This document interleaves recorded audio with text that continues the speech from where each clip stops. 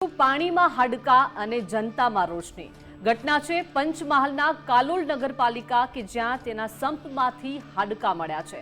સંપમાંથી માનવ હાડકા નીકળતા લોકોમાં ભારે રોષ છે કેમ કે 1 વર્ષથી આ સંપનું ઢાંકણું તૂટેલું છે તેવા આક્ષેપો છે અને ઢાંકણની જગ્યાએ ગ્રીન નેટ ઢાંકી સંતોષ માનવામાં આવ્યો છે। સંપમાંથી હજારો રહીશોને પીવાનું પાણી અપાય છે। જાહેર જનતાના આરોગ્ય સાથે ગંભીર ચેડા થયા છે કેમ કે સંપમાંથી ઉંદર સહિત અન્ય જીવ પણ મળી રહ્યા છે। સ્થાનિકો દ્વારા સંપનું પાકું ઢાંકણ બનાવવાની હવે માંગ ઉઠી છે। પાસે જે સમ આવેલ છે પાણીની ટાંકી પાસે એ સાફ સફાઈ કરતા એની અંદરથી હાડકા મળેલ છે કોઈ જીવના, તો 2 વર્ષથી કાલોલ આવું ઢાંકણું ખુલ્લું છે તો બધા આવું પાણી પી રહ્યા છે, તો એની બીમારી જે થાય છે તો એનો જવાબદાર કોણ રહેશે?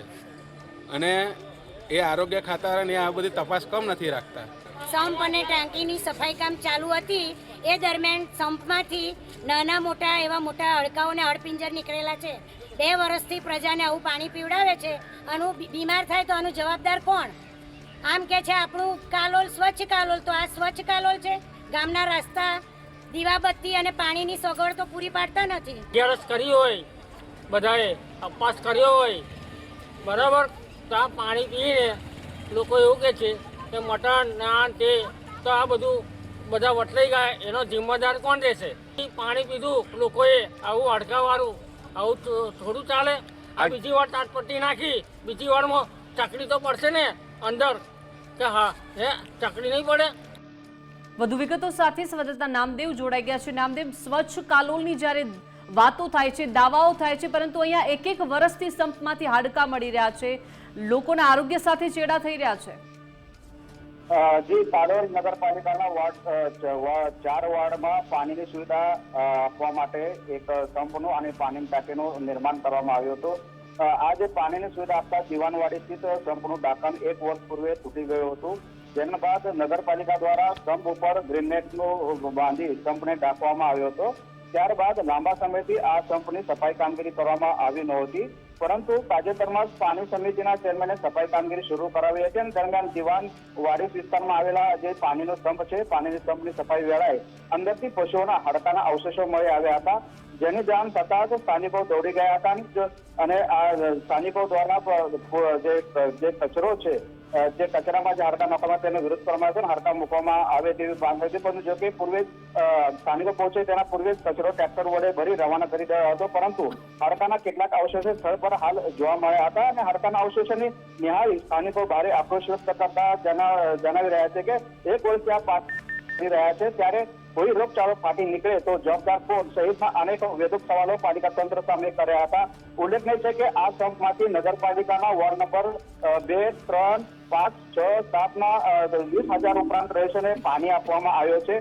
ત્યારે હાલ સ્થાનિક જે અધિકારી છે તેમને પૂછતા સમગ્ર મામલે તપાસ કરવાની વાત તો કરી રહ્યા છે, ત્યારે આજે સમગ્ર મામલાની જાણ થતાં આરોગ્ય ટીમ પણ ત્યાં સ્થાનિક લેવલે ઘટના સ્થળે પહોંચી હતી અને પાણીના જે સેમ્પલ તે લેવામાં આવ્યા હતા। દરમિયાન કાલોલ તાલુકા હેલ્થ ઓફિસરની આ ટીમ સાથે પહોંચી ક્લોરીનની માત્રાની ચકાસણી કરવામાં આવી છે। દરમિયાન આરોગ્ય અધિકારીના જણાવ્યા મુજબ પાણીમાં ક્લોરીનનું પ્રમાણ નહીં હોવાનું પણ જાણવામાં આવ્યું હતું, તો બીજી તરફ પાલિકા ચીફ ઓફિસર પાણીમાં ક્લોરીન હોવાનું જણાવી પાણી પુરવઠા વિભાગ સાથે વાતચીત થઈ હોવાનું જણાવી રહ્યા છે, ત્યારે અનેક સવાલો થઈ રહ્યા છે અને હાલ સ્થાનિકો માંગ કરી રહ્યા છે કે વહેલી તકે આ જે પાણીનો સંપ છે તેના પર જે પાકું જે ઢાંકણ છે, પ્લાસ્ટરનું જે ઢાંકણ છે તેનું નિર્માણ કાર્ય વહેલી તકે શરૂ કરવામાં આવે તેવી હાલ સ્થાનિકો માંગ કરતા જોવા મળી રહ્યા છે। જી બિલકુલ, નામદેવ જોડાયા, જાણકારી આપી તે બદલ આપનો આભાર।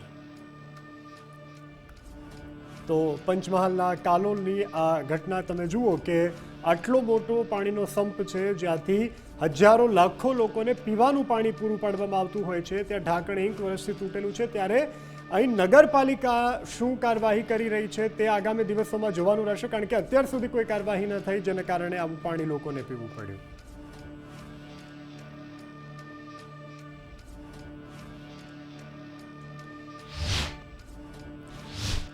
તો આશા રાખીએ કે લોકોને આ જે તકલીફનો સામનો કરવો પડી રહ્યો છે તેની સામે રહેમરાહે નગરપાલિકા જોવે અને સંપનું ઢાંકણું બનાવે। બંને વિષયની ચર્ચામાં લોકોના આરોગ્યની સાથે ચેડાની, બાળકોના આરોગ્યની સાથે ચેડાની, નગરજનોના આરોગ્ય સાથે ચેડાની વાત કરે છે। પ્રશાસન હરકતમાં આવે અને લોકોના આરોગ્ય સાથે જે થતા ચેડા છે તે અટકાવે તેવી આશા સાથે અમારી વિશેષ રજૂઆતમાં અત્યારે બસ આટલું. નમસ્કાર.